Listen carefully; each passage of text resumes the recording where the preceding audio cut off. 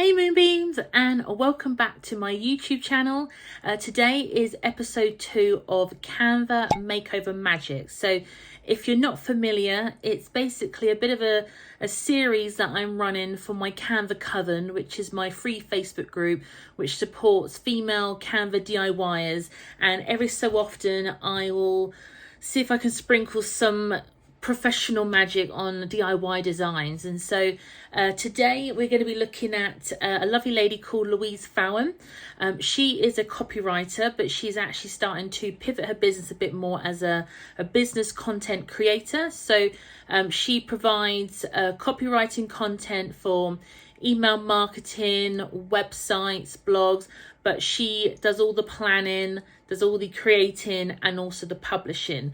So she DIY'd this logo, and so today I'm going to be walking you through what's working, what's not working, and how we can sprinkle some more magic to make it even better. So without further ado, let's get into the video.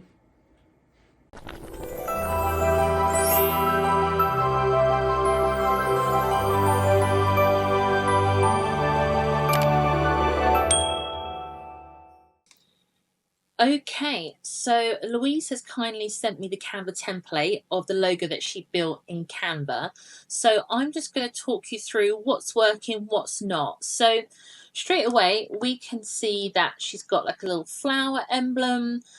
This is her brand name, so Your Copy Companion, and a tagline that says your content planned, written and published. So I know Louise quite well, so I know that we recently had a chat about her pivoting her business. So originally her business name was just her name, so Louise Fowen, but I think she wants to kind of come across as like your bestie in business. So she identified a key problem in the industry where you might have several different contractors, you know, one that does the planning, one that does the writing, one that does the publishing.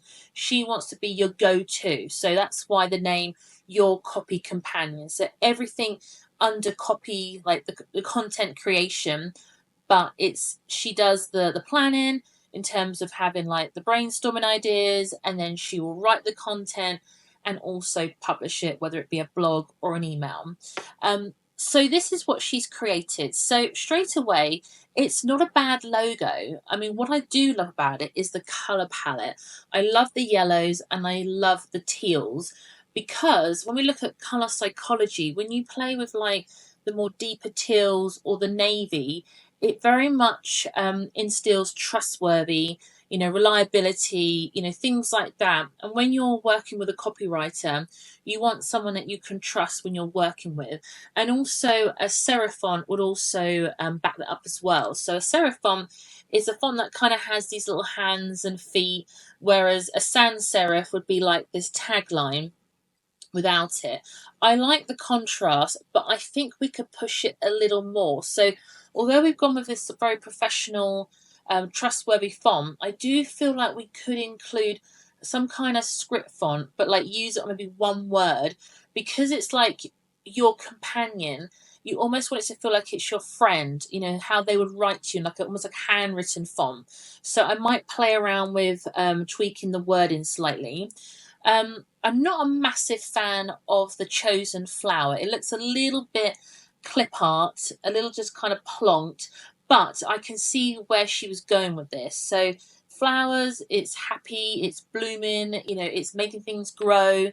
It kind of looks a little bit like a buttercup, because they, you know, it feels happy. But I might have to look into the Canva sort of elements library and see if we can find a slightly better graphic, or potentially something of a laptop. So another sort of pet peeve of mine is when copywriters go into like the stereotypical iconography, which is usually a pen or a quill. And let's face it, no copyright does that. They use laptops. So if anything, it would be a laptop, maybe some flowers coming out of it. The biggest challenge that I'm going to probably find is having to find that in the elements library. So we'll see what we can find. But I do like the tagline. I think it very much says what it says on the tin. So if you weren't sure what a copy companion is, you could read the tagline and, you know, pretty much understand what her business is about. So without further ado, let's sprinkle some design Canva magic. Okay, so I basically start off by creating a new artboard, and I tried out the new Canva update where you can have a bigger size and lots of different sizes within one design. So I did this just so I can really see what I'm working with, because ultimately whenever I'm rebranding or doing a brand refresh, the hardest part and the longest part is very much just playing around with fonts. So in this particular part, you're going to see me playing around with lots of different compilations and layouts and trying it with her current flower. You'll notice that I'll try it with like a handwritten font in the word your, because I really wanted to bring in that personal touch, but for some reason it just wasn't quite working. So I tried a different font, which I think was called Pacifico, which is also considered a handwritten font, but it's a bit more chunkier, and I thought it would complement the word companion a bit more.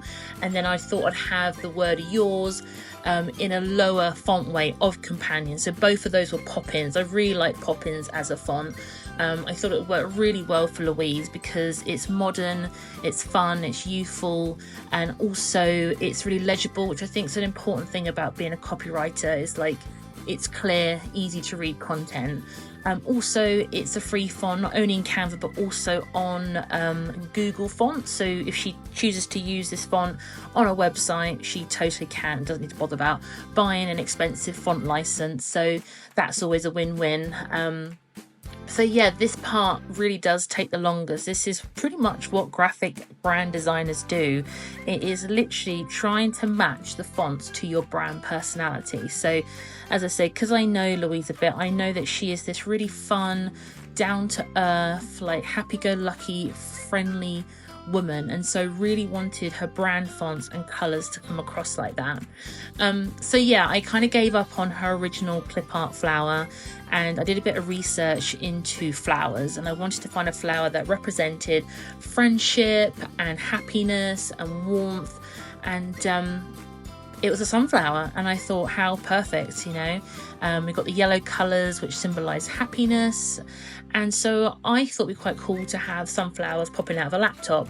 So I knew this would be the biggest challenge, and I just could not find the right elements. You could see that I tried it over on the right, but it just wasn't quite working. So I did have to go off screen and do a bit of illustrations on my iPad. So that particular laptop and sunflowers is my illustration. So definitely, if you can, have a go at, you know, doing some illustrations yourself, because it makes your brand more personalized, and ultimately that way you can trademark it. So it's a big thing, which is really helpful.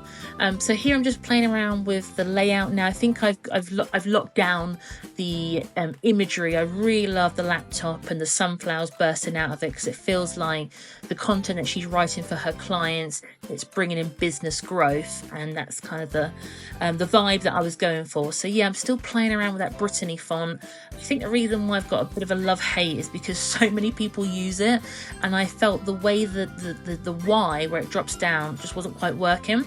So I found a different font which is a bit more kind of like a handwritten marker type font, and I thought, yeah, it's perfect because the Y sits nicely on that top line, and it also kind of feels like editor's notes. Again, I'm trying to bring in that personalized touch, so it doesn't feel too corporate or too, you know, kind of clinical. I really want it to feel like this is your business bestie. So yeah, just playing around again with the colors. I love that dark teal, but I just think something's missing. I do play around with using the word copy in like the sunflower yellow, but I just felt it was too much yellow, at least for Louise anyway. I felt the sunflowers were enough, so I know that eventually I tweak it to like a paler blue, and I just think it's such a calming color palette when we finish with it, because again, it does represent Louise's like personality when you meet her. She is really calm, and cool and fun.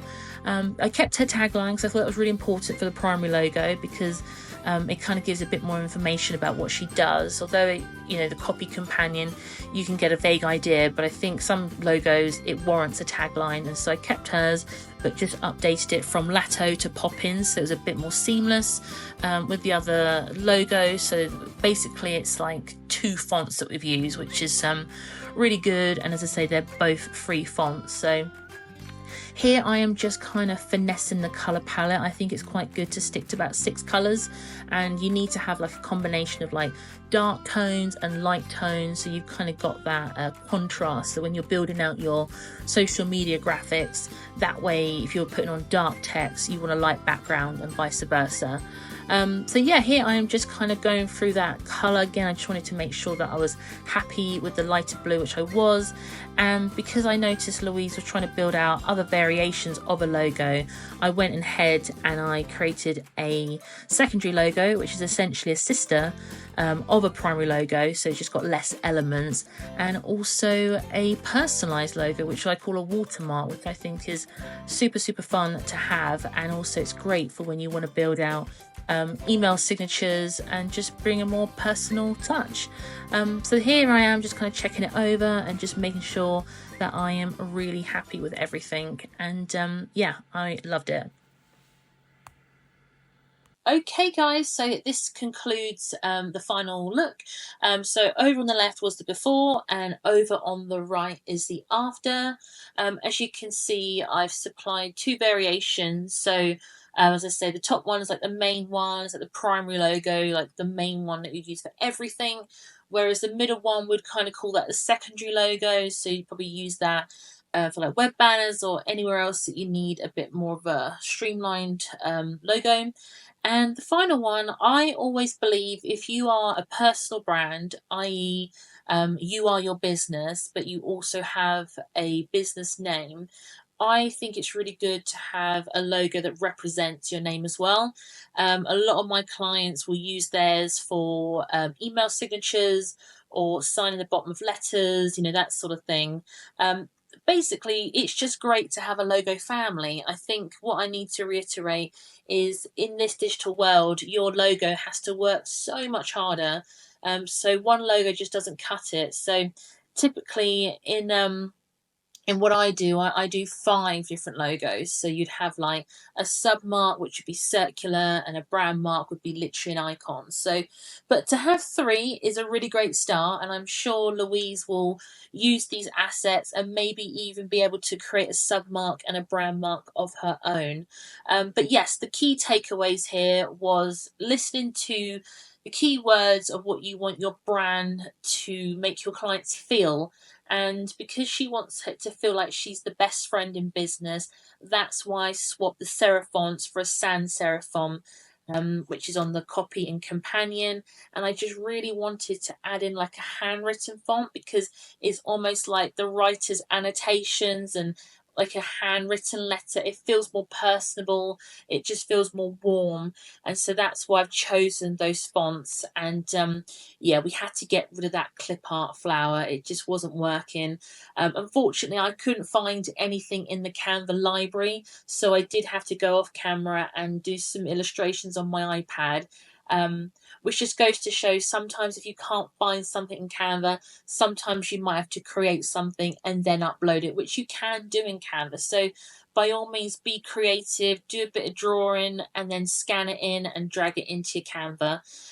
But the beauty is, if you can get a designer to do those things for you in Illustrator, that means you can upload it as an SVG, which means that you can change the colours of your icons, which is what Louise can do with that laptop and those sunflowers. So yes, that concludes the video. Please give it a like and a comment, and maybe even subscribe, and let me know what your favourite part was. But until then, I will see you in the next video.